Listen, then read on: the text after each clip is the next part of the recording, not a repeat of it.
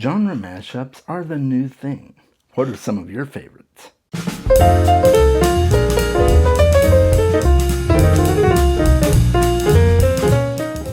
Hey there, friends. I'm so glad that you've joined me today.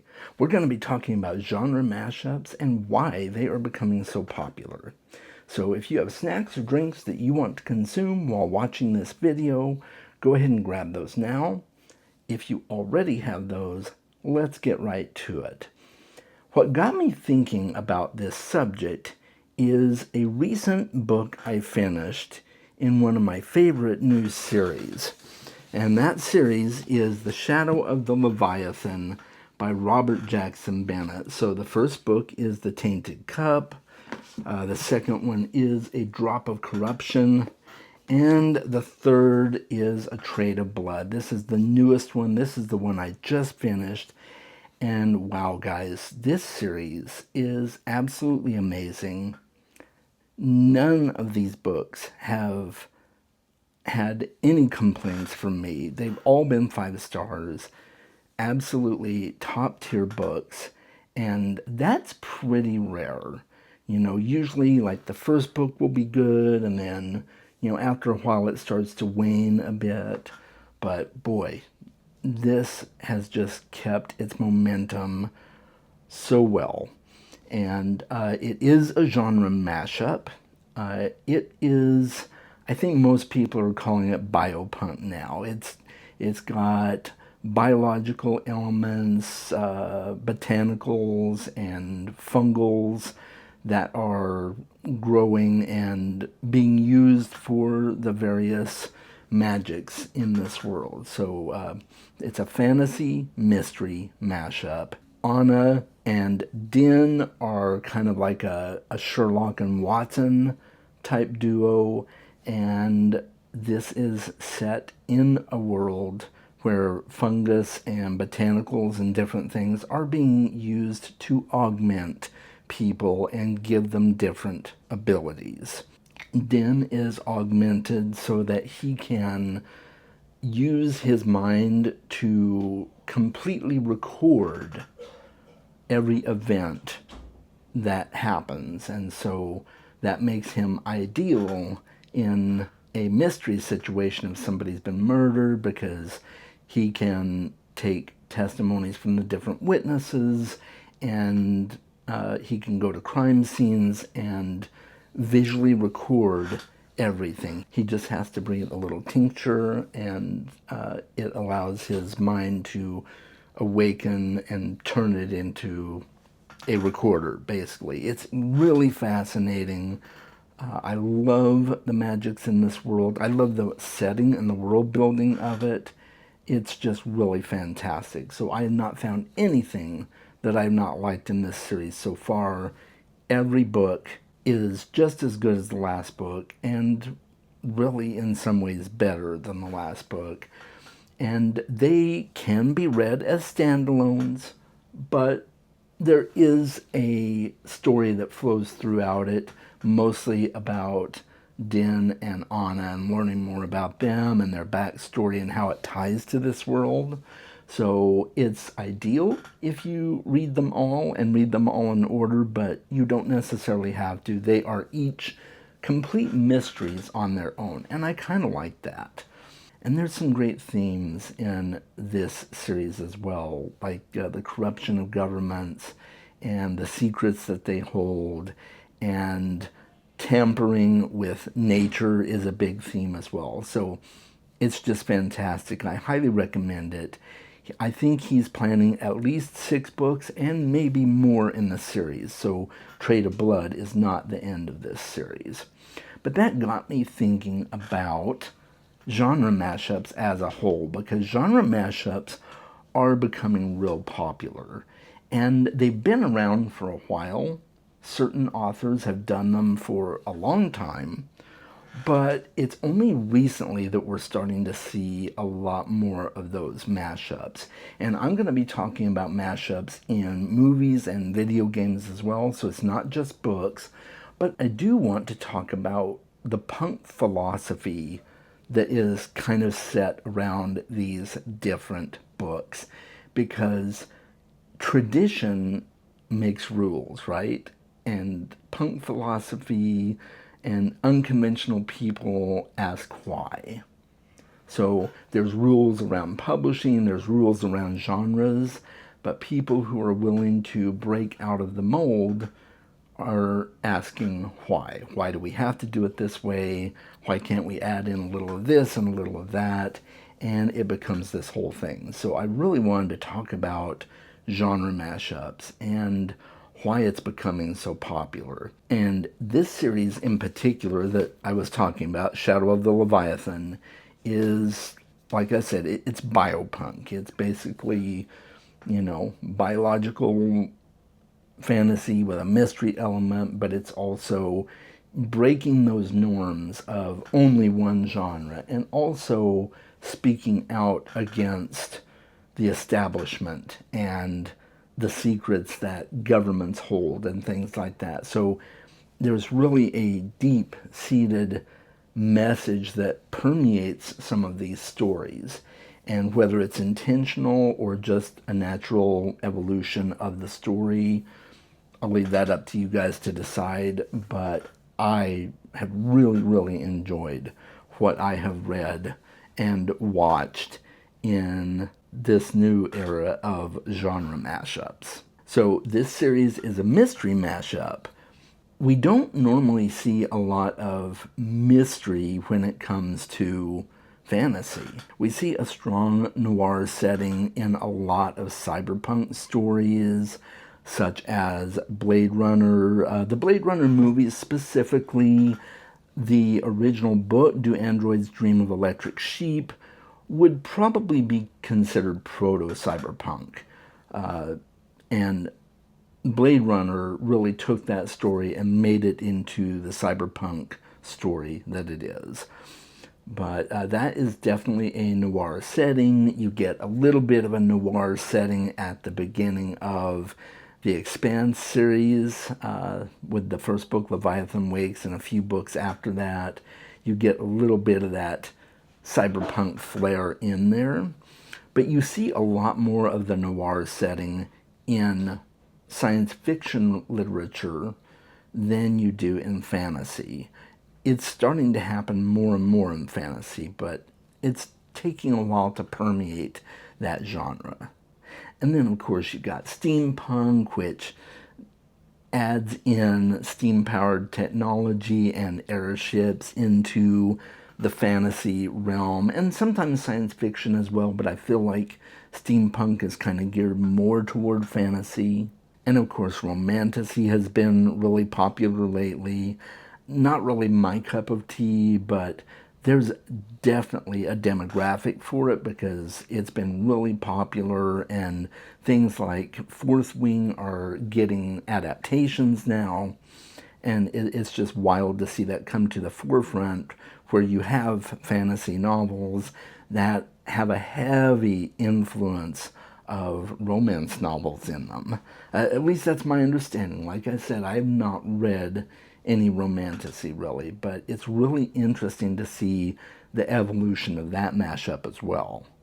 Now, of course, certain kinds of fantasy mashups aren't necessarily anything new. Sci-fantasy is obscure, but it's been around for a while with things like Gene Wolfe's Book of the New Sun and the Dune saga by Frank Herbert. Now, some people would argue that Dune is a sci-fi epic, and it is, but it has deep ties to fantasy. You've got ginormous fantastical creatures like the sandworms. You've got epic world building that goes into the series, and it's also a very cynical and cautionary tale about the perils of coming to power and the perils of raising up messiah figures and things of that nature. And it's definitely got what you would think of in terms of magical abilities. Several of the characters have prescience. They can see the future to a certain point, and there's something that the Atreides family has perfected called the weirding way, which is a very rapid style movement, which is used in fighting most of the time. So it definitely has a lot of fantasy elements, but is still clearly a sci-fi novel. It's set in the future, and as the story goes on, from what I understand, we do find out that Earth existed in this reality, and so we've got a lot of mashups going on there with Dune as well. And then, of course, you've got things like the Sun Eater series by Christopher Rocchio, which I have not really delved into a whole lot yet, but he has made it clear that his series is a sci-fantasy series. So science fiction and fantasy being mashed together isn't necessarily really anything new, but it's starting to become more popular as people start to want new and fresh stories to read and to experience. And people who like both sci-fi and fantasy are drawn to books that have elements of both. And then, of course, I'm a huge mystery fan. I've been a fan of Agatha Christie for years, and Sherlock Holmes as well. So I think that's what drew me to this series, was the mystery element. And that's also starting to become more popular. We're starting to see a lot more classic detective mashups in with fantasy. So we're starting to see a lot more mashups with science fiction and fantasy crossing over with other genres. And I think it has a lot to do with people wanting new and fresh stories that they can enjoy and experience that don't just include elements of one genre. These are people who like different genres and they enjoy somebody trying something new and fresh with a mashup of those genres. So I think this is a really great trend in the publishing industry, and I really hope it continues. And there have been other major series that have done a bunch of different genre mashups and crossovers. Probably the most famous of those is the Dark Tower series by Stephen King, because there are elements of science fiction and fantasy and horror and westerns, and you name it, it's really in that series. And that's one of my favorite series because it is willing to take risks and bring in elements that you wouldn't normally see in a traditional fantasy setting. But the Dark Tower series is clearly a fantasy series. It just incorporates elements of those others. So I really enjoyed the Dark Tower series for that reason. The Empire of the Vampire series by Jay Kristoff is another one because you're blending horror in with fantasy, and you've got vampires. I've always called it epic vampire fantasy because at its core it's an epic fantasy, but with vampires and religious orders, and it's just absolutely amazing. And it does a different take on vampires as well, which I thought that was kind of cool. And then, of course, as we get into self-publishing, we are seeing a lot more genre mashups in self-publishing because self-publishing at its heart is already taking the punk philosophy of do-it-yourself to heart. And so they're willing to take risks because in the self-publishing world, it's hard to get noticed sometimes. And so you might as well do what you want, tell the story you want to tell, and they're willing to take those risks. I, of course, self-published my books, and my most recent book, The Nomad's Crucible, is, of course, a mashup of science fiction and fantasy with a light coating of post-apocalyptic in there. And my philosophy was to tell the story I want to tell. And I think that's really the beauty of self-publishing, is you can pretty much do whatever you want, and you don't have to be at the beck and call of a traditional publisher. You're just having to market yourself, which that becomes a challenge all on its own, but it's worth it to have full control of the story you want to tell. So I've really enjoyed being part of the self-publishing movement, and I'm excited to see what new books get churned out that break those genre rules. So I want to talk briefly about other places that you see people doing genre breaking. And we've seen that in movies for a long time, I think. I mentioned briefly Blade Runner and the entire Blade Runner series. You've got Blade Runner 2049, which is also excellent, by Denis Villeneuve. And you've got another Blade Runner series coming out. I believe it's Blade Runner 2099.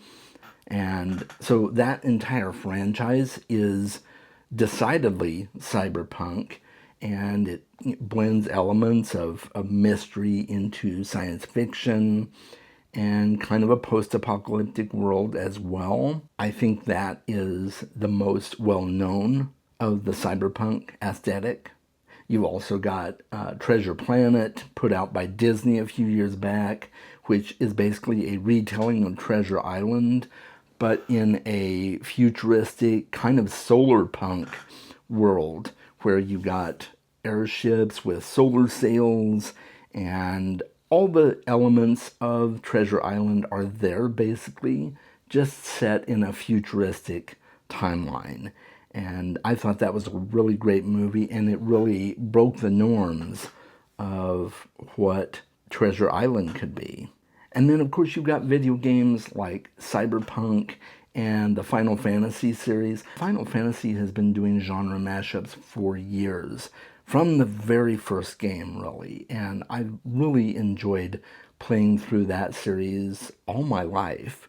So that's always been a blend of science fiction and fantasy, and some flintlock thrown in there. You know, there's some firearms and different things like that. So it's just kind of a mashup of a lot of different things. And then, of course, we recently saw the new Fantastic Four movie, which gave us kind of a retro future Earth, where you've got kind of a 1960s backdrop, but with future technology. And so that, again, retrofuturism is another way that we're seeing genres mashed up.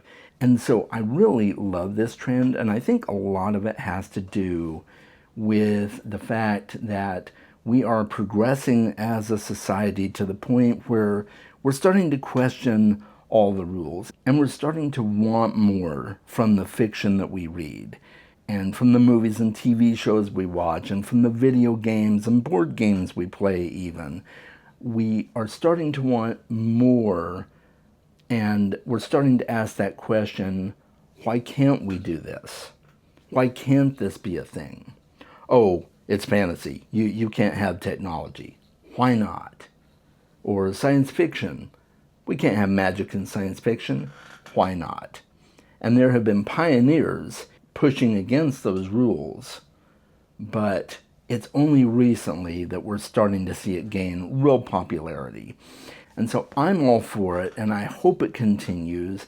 And again, just to circle back, if you guys are interested in a great fantasy mystery series, this series right here is absolutely amazing. If you like mystery, especially if you're a fan of Sherlock Holmes, you might really enjoy this series. So check it out. Check out some of these other genre breakers that I have mentioned.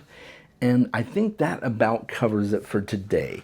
If you want to watch more of my content, here's some ideas on the end screen here. And I hope you guys have an amazing weekend. Take care, engage with great stories, and I'll talk to you soon.